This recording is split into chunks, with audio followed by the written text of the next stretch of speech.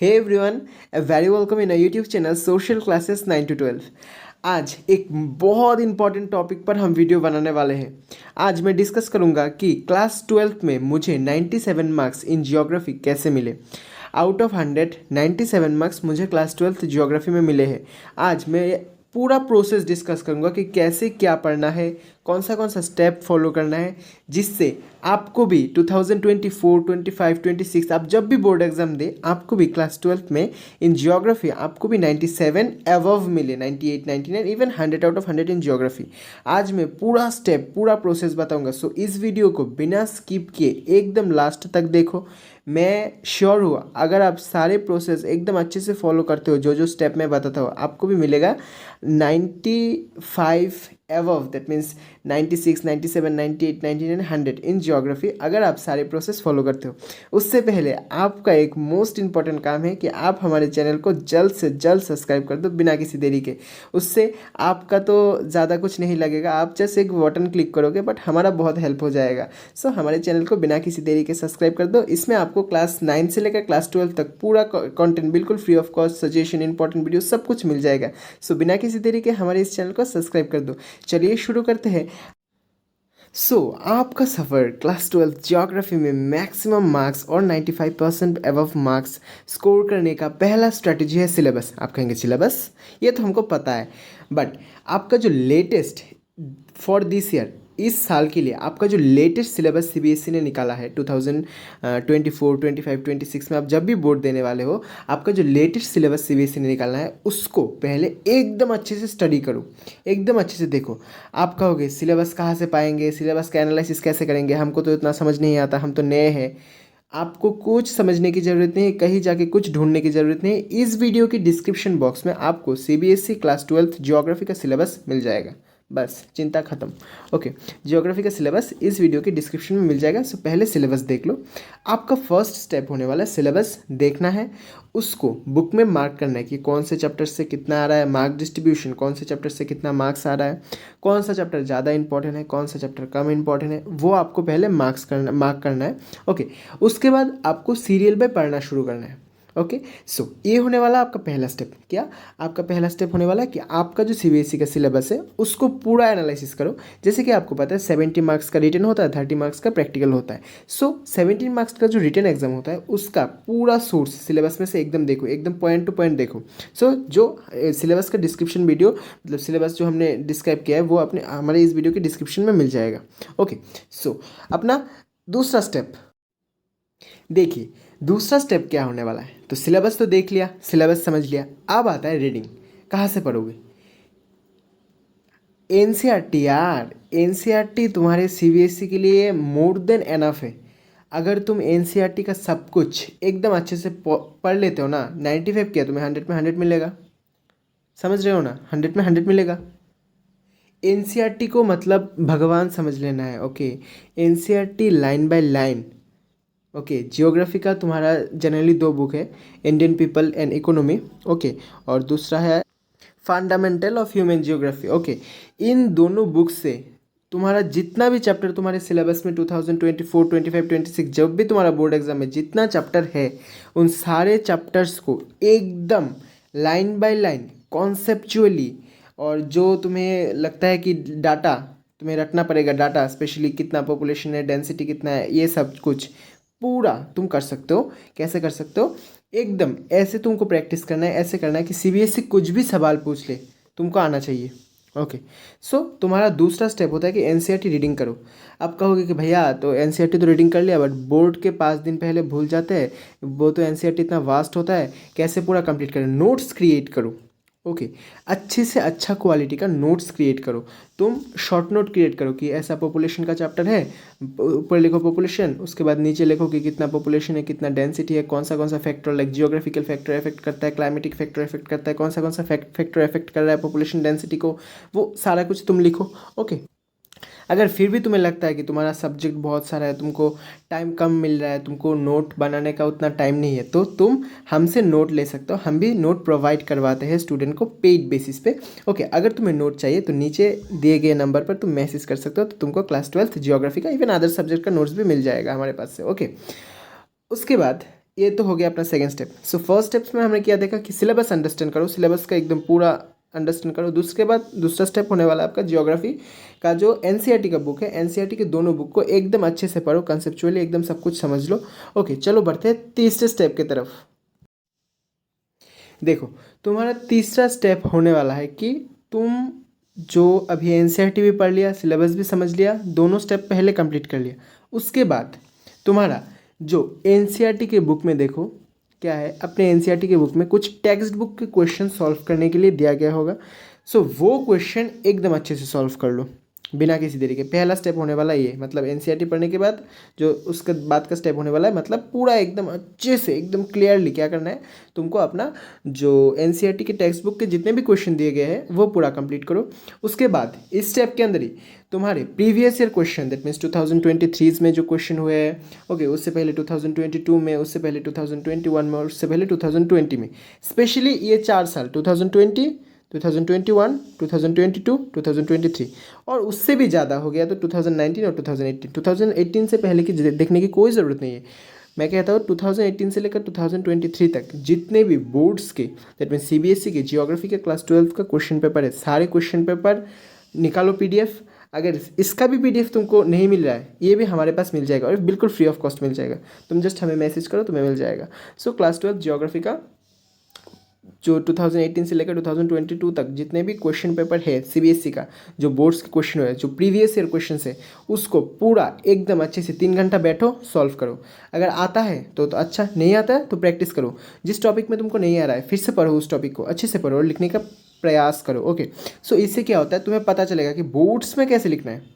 Okay, boards में कैसे लिखना है, तो ये आफ्टर रीडिंग एनसीईआरटी और एनसीईआरटी के टेक्स्ट बुक क्वेश्चन, ये स्टेप आपको फॉलो करना है। ओके, समझ आ गया। तो ये था अपना तीसरा स्टेप। ओके, चलो चलते हैं अपने चौथे स्टेप की तरफ।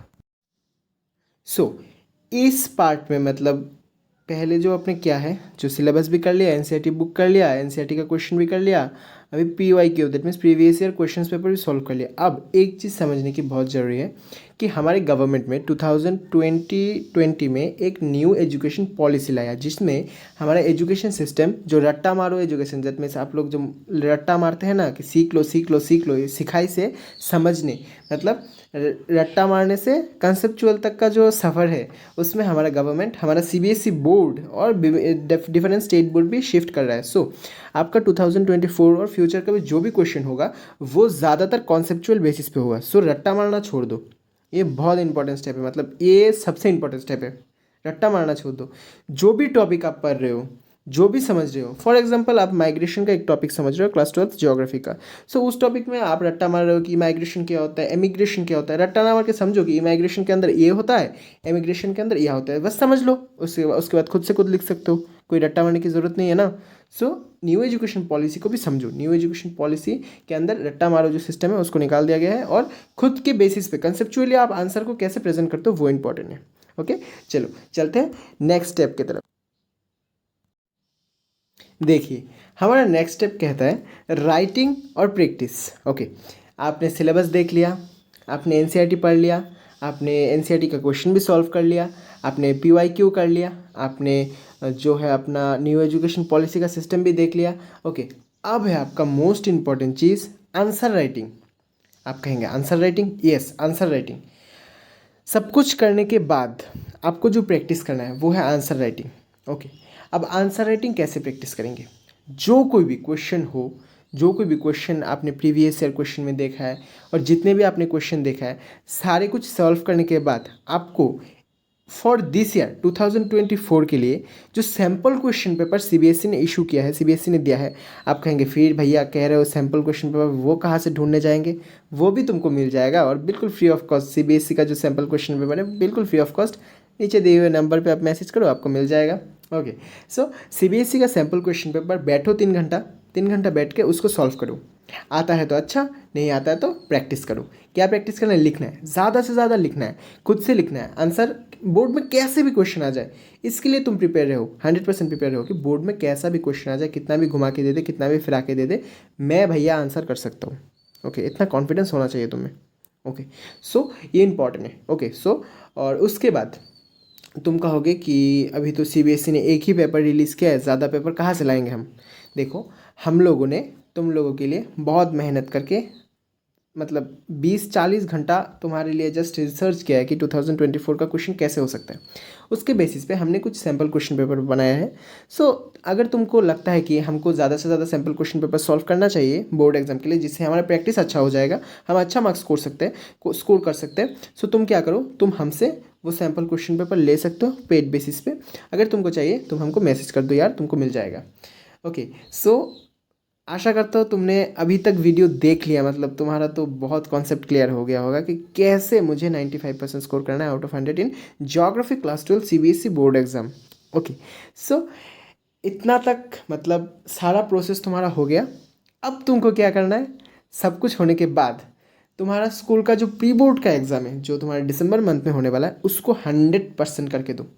ओके, उसके बाद उसका जब कॉपी निकले, उसको क्या करना है, देखना है कि उसमें कौन सा खामियां है, उसमें कौन सा तुमको अच्छा करने की ज़रूरत की, ये स्टेप मैंने गलत किया। टीचर से पूछो, अपने स्कूल टीचर से पूछो, ट्यूशन टीचर से पूछो कि कौन सा प्रॉब्लम तुम्हारा हुआ है, इसको कैसे सोल्यूशन करें। ओके, हमको भी पूछ सकते हो, अगर हम लगते हैं तुमको कि हम अब तुम्हारा सॉल्यूशन कर सकते हो तो हमको भी पूछ सकते हो कि कौन सा चीज़ हमको और अच्छा करना चाहिए तुम्हारे प्री बोर्ड एग्जाम के बाद। उसके बाद तुम्हारा जनवरी मंथ पूरा मिलेगा, फेब्रुवरी मंथ का भी 10-15 दिन मिलेगा। उस 1.5 महीने में तुमको 100% प्रिपरेशन लेना है, मतलब उसमें तुमको कोई गलती का 1% भी नहीं रहना चाहिए। ओके, सो इससे क्या होता है, इससे तुम्हारा बोर्ड एग्जाम का जो पूरा 60 मार्क्स क्लियर हो जाता है। आप बोलोगे फिर भैया 60 मार्क्स बोल रहे हो, बोर्ड तो 100 का है ज्योग्राफी का। रुको रुको रुको, चलो चलते हैं नेक्स्ट स्टेप पर, बाकी नेक्स्ट स्टेप में बताएंगे। देखिए, मैंने 60 मार्क्स बोला है, उसके पीछे भी एक बहुत बड़ा रीज़न है। मैंने 60 मार्क्स क्यों बोला, क्योंकि आपका जो जियोग्राफी का पेपर होता है सीबीएसई क्लास 12 में, वो 70 मार्क्स का होता है और 30 मार्क्स का प्रैक्टिकल होता है। ओके, सो आपका 60 मार्क्स तो जनरल रिटर्न से आ जाएगा, और आपका जो 10 मार्क्स होता है वो मैप आता है। ओके, सो मैंने इसलिए 60 मार्क्स बोला, समझ आ गया। सो 10 मार्क्स का आपका मैप होगा। आप कहेंगे कि मैप कहाँ से करेंगे। ओके, सो मैं बोर्ड्स के 4 महीने पहले, दैट मीन्स अक्टूबर महीने तक तुमको एक मैप वाला वीडियो बना के दूंगा, जिस मैप वाले वीडियो में तुम्हारा क्लास 12 जियोग्राफी का सारा मैप जो सिलेबस में है सब कुछ मिल जाएगा, एकदम अच्छे से बना के दूंगा।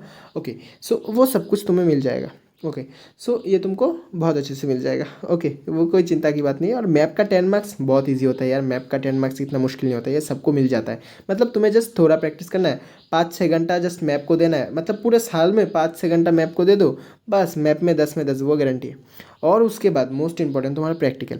प्रैक्टिकल में क्या होता है, तुम्हारा स्कूल के टीचर तुमको सारा साल प्रैक्टिकल कराएगा, दैट मीन तुम्हारा जो एकेडमिक ईयर है पूरे साल प्रैक्टिकल कराएगा। कराने के बाद जो दूसरे स्कूल से सीबीएसई तुम्हारे लिए टीचर अपॉइंट करता है, वो दूसरे स्कूल से टीचर आएगा, आके तुमको क्या करेगा, एक एग्ज़ाम लेगा 3 आवर्स का प्रैक्टिकल का। ओके, 3 आवर्स का एग्ज़ाम लेगा और क्या करेगा, तुमसे वाइवा लेगा। वाइवा मतलब तुमसे कुछ क्वेश्चन पूछेगा बुला के, तो तुमको उसका आंसर करना है। सो उसके लिए भी तुमको 100% प्रिपरेशन चाहिए, क्योंकि अगर तुमको यहाँ पे 30 से 30 मिल जाता है, ओके, तो तुम्हारा बहुत मतलब मार्क्स आगे चला जाएगा। ओके, सो ऐसा करो कि स्कूल के टीचर के हाथ में तो ज़्यादा कुछ नहीं होता है, क्योंकि स्कूल का टीचर उसको मार्क्स नहीं देता है क्लास 12 में, 10th में हो जाता है, बट क्लास 12 में जो एक्सटर्नल है, मतलब दूसरे स्कूल से जो टीचर आता है वही देता है। ओके, सो तुमको क्या करना है, तुमको एकदम अच्छे से प्रिपरेशन करना है, जियोग्राफी का बुक पूरा पढ़ लेना है, और तुमने जो प्रैक्टिकल रेडी किया है उसको भी अच्छे से पढ़ लेना है, कि टीचर जहाँ से भी वाइवा पूछे तुम अच्छे से दे सकते हो। और रिटर्न का जो एग्ज़ाम है, जो प्रैक्टिकल का जो रिटर्न एग्ज़ाम है स्कूल में होता है तुम्हारा बोर्ड्स के पहले, उसको भी बहुत अच्छे से देना। सो यहाँ पे भी तुम्हारा 30 से 30 आ जाएगा। ओके, सो ऐसा करके प्रिपरेशन करो। ओवरऑल मैंने तुमको सब कुछ बता दिया क्या क्या करना है। ओके, सो देखो यार, हम लोग कंक्लूशन में आ गए, तो मैंने तुमको सब कुछ बता दिया कि कैसे कैसे क्या करना है। मैं अभी भी कह रहा हूँ, तुमने मेरी बातों को फॉलो किया है, तुमने मेरी बातों को अच्छे से सुना है, तो आई एम श्योर तुमको 95 एवव मिलेगा। और मैंने भी यही स्ट्रेटजी फॉलो किया था, जिसके लिए मुझे 97 आउट ऑफ 100 क्लास 12 जियोग्राफी में मिला है। ओके, सो तुम भी ये स्ट्रेटजी फॉलो करो। मैं आशा करता हूँ तुमको 2024 में बोर्ड दे रहे हो, 25-26 तुमको मतलब इसमें तो अच्छा मिल ही जाएगा, वो मैं होप करता हूँ। ओके, सो उसके बाद अगर तुमको कोई हमसे सजेशन चाहिए, हमसे नोट्स चाहिए, हमसे कुछ भी चाहिए, तो हमारे इस नंबर पर आप तुम मैसेज कर सकते हो। तुमको सब कुछ सजेशन, हेल्प, जितना भी जो कुछ भी चाहिए क्लास 12 बोर्ड एग्जाम के लिए, सब कुछ मिल जाएगा। सो हमारे साथ जुड़े रहो और आशा करता हूँ सब्सक्राइब कर लिया, अभी तक नहीं किया तो कर लो, तुम्हारे जितने भी क्लासमेट्स है उसको भी शेयर कर दो। सो इससे हमारा बहुत मदद हो जाएगा। सो चलो, तब तक के लिए very good bye, thank you very much.